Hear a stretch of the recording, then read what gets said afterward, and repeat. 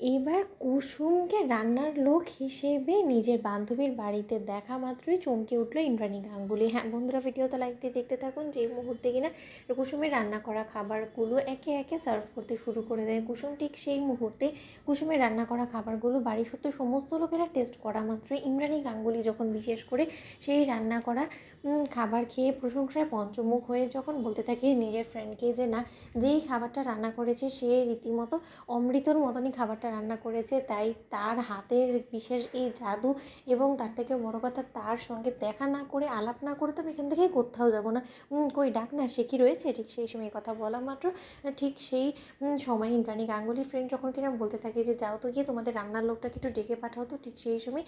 অনুশ্রী যখন কিনা কুসুমকে দেখা মাত্রই এক পর্যায়ে চিনতে পেরে যায় এবং অনুশ্রী যখন বলতে থাকে যেখানে সর্বনাশ হয়ে গিয়েছে, মনি যদি এক্ষুনি ধরে ফেলে যে এটা কুসুম তাহলে কি হবে বলো তো, তার কারণ কুসুম যতই মাস্ক পরা অবস্থায় থাকুক না কেন কিন্তু আমি বেশ ভালো করেই বুঝতে পারছি যে এটা কুসুমই। ঠিক সেই সময় ঈশান বলতে থাকে যে জানো তো আমার মনটা বড্ড বিশেষকে খচখচ করছিল, কেন জানি না বারবার করে মনে হচ্ছিলো যে যদি ওদের মধ্যে কারো একসঙ্গে দেখা হয়ে যেত আমাদের, তাহলে খুব ভালোই হতো। যাক ভালোই হয়েছে, ঈশ্বর যা করে ভালোর জন্যই করে, মঙ্গলের জন্যই করে। ঠিক সেই সময় অনুশ্রী বলতে থাকি যে এখন যে মনির সামনে কুসুম চলে এসেছে তার পরবর্তীতে কী হতে পারে তুমি সেটা একবার ভেবে দেখেছো, এবং তার থেকেও বড় কথা এখানে কাকিমণি রয়েছে।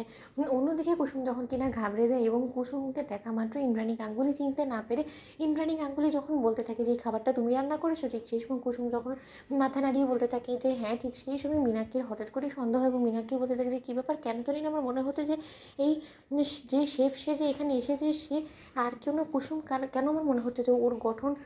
ওর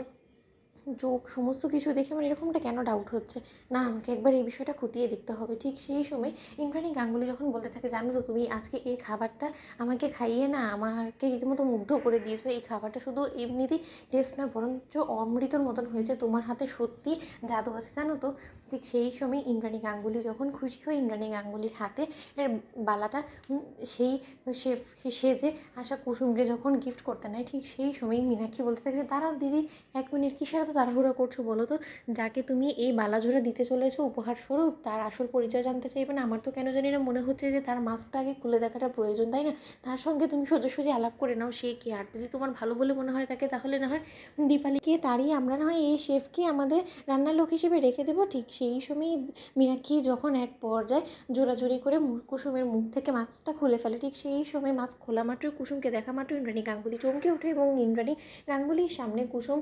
যখন কিনা এক পর্যায়ে লজ্জায় মাথা নিচু করে তাকিয়ে থাকে, ঠিক সেই সময় মীনাক্ষী বলতে থাকছে দেখেছো তো দিদি, আমি বলেছিলাম না কি সাংঘাতিক মেয়ে, দেখেছো তো তুমি, যেই আলাপ পেয়েছে তুমি এখানে আসবে অমনি এখানে এসে পড়েছে। তো বন্ধুরা লাইক কমেন্ট শেয়ার করো, সাবস্ক্রাইব করো।